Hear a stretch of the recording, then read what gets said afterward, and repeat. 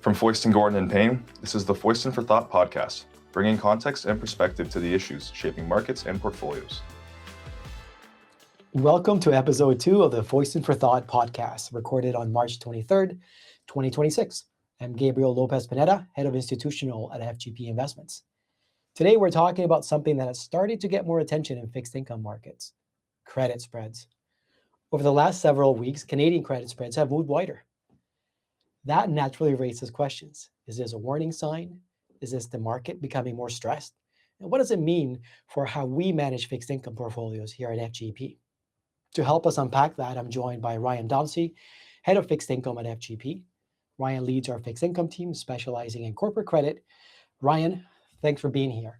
Thanks, Gabe. Great to be here. Let's start right at the beginning. For anyone who doesn't spend all day looking at bond markets, what is a credit spread? A credit spread is the additional yield an investor gets for owning a corporate bond instead of a Government of Canada bond with a similar maturity. It's really just the market's way of pricing credit risk. So when people say spreads are widening, they mean investors are asking for more compensation? Yeah, they want a little more yield to own corporate credit. Widening spreads, they don't always signal a major problem. Sometimes they reflect a genuine problem with an issuer or a sector that is experiencing challenges. Other times it reflects a broader repricing of risk for the market. And right now, which is it? Right now, we'd say it looks much more like a broad repricing than a signal of acute distress. Spreads have widened over the last several weeks, but if you look at them over a longer history, they still remain low relative to past periods of real market stress. So if someone only looked at the short-term chart, they might think this is a bigger event than it really is. Yeah, that's right. The short-term move really gets your attention, but longer-term context is more important in this case. So what do you think has caused the move wider? Well, a mix of things. The main drivers would be geopolitical and economic uncertainty, which is leading to a bit more caution in the markets. When investors feel less certain about the outlook, they usually want more compensation for taking risk. So it's partly about sentiment? Yeah, definitely about sentiment, but also about liquidity.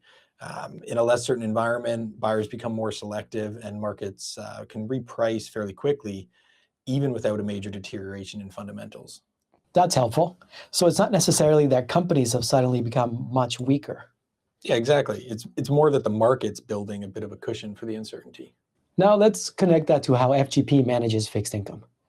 When spreads widen, what does that mean for the way you look at the portfolios?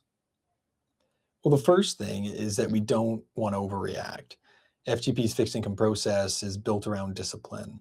We really focus on quality, valuation, downside protection. And so when markets move, we take a step back and we ask, is the move justified? Where is value improving?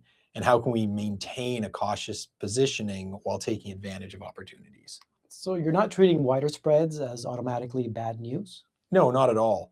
Wider spreads can actually create great opportunities. If interest rates rise or spreads widen, future return potential can improve, but only if you're very selective. Yeah, that selective point seems important. Yeah, not every bond becomes attractive just because it gets cheaper. Sometimes a wider spread is an opportunity. Sometimes it's a warning sign. The job is to be able to tell the difference. And that comes back to research. FGP puts a lot of emphasis on fundamental credit research. We really want to understand the industry, the business, the company's financial and organizational structure. But more importantly, we need to appreciate how management's strategic plan and financial discipline fit together to ensure a strong outlook. To accomplish this, we have our own proprietary internal credit framework, so we're not simply relying on outside ratings. And why does that matter in the current environment? Because when markets get more volatile, pricing can move faster than perceptions of quality. Strong credits can become more attractive. Weaker credits can also widen, but might not be fully reflecting the associated risks. Deep research helps us separate one from the other. FGP also talks a lot about downside protection. What does that mean in fixed income? It means that we think a lot about risk as a driving factor in our investment decisions. To us, bad risks are potential impairments or permanent loss of capital. Day-to-day price movements are unavoidable. We do our best to limit day-to-day volatility, and we believe that avoiding issuers with real credit problems is the best way to accomplish that. So the process is designed to not just find value, but avoid mistakes. Yeah, that's right. We want to capture attractive income and relative value, But we also want to be very disciplined about quality, liquidity, and position sizing to make sure that we have no big mistakes. Okay. I mentioned earlier that FGP specializes in credit, but our fixed income approach is broader than that, right? Yeah, that's a good point. Our approach focuses on credit, but interest rate impacts such as duration and yield curve positioning are still very important. When we build portfolios, we're thinking about multiple sources of value add, not just whether spreads are tight or wide. Can you give an example of why that matters? Sure. Let's say spreads are widening. We can be conservatively positioned so our portfolio experiences less widening than the market. At the same time, government yields may rise because of an expected inflationary impact from oil. In this example, a lower portfolio duration would add value both from the move in interest rates and the widening of credit spreads. Those decisions actually interact. A portfolio is more than a collection of individual bonds. It's really a combination of different risk exposures working together. And today's backdrop is interesting because all-in yields are still relatively attractive, right? Yeah, with spreads seeing modest widening, investors are benefiting from more spread and a higher underlying level of government bond yield than what they would have seen during the ultra low rate period of just a few years ago. So fixed income investors are still being paid. In Canada, investors holding fixed income securities are still being paid. And that matters because higher all-in yields can provide more income, more cushion, and in some cases, a better starting point for forward returns. So if you had to boil all this down to one message for our listeners, what would it be? I'd say that credit spreads have moved wider, and that reflects a bit more cautious market environment. But in a longer historical context, the move actually remains fairly modest. Really, this is yet to look like a full-blown credit stress event.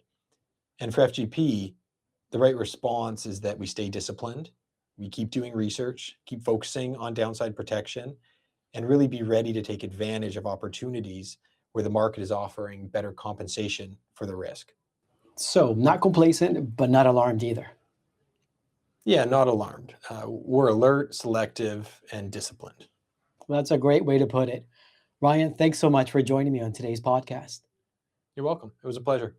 And thank you to our listeners. We hope that the discussion has helped put recent moves in credit spreads into perspective and gave you a sense of how FGP approaches fixed income investing through a focus on quality, value, and risk management. I'm Gabriel Lopezpineda. So long for now. This podcast is intended for informational purposes only and does not constitute legal, tax, security, or investment advice, an opinion regarding the suitability of any investment, nor solicitation of any type. The opinions expressed are as of the date the podcast was recorded and are subject to change without notice. Foyston, Gordon & Payne is registered as a portfolio manager in every jurisdiction in Canada, an exempt market dealer in every province in Canada, an investment fund manager in Ontario, Quebec, and Newfoundland and Labrador, and as an investment advisor in the United States.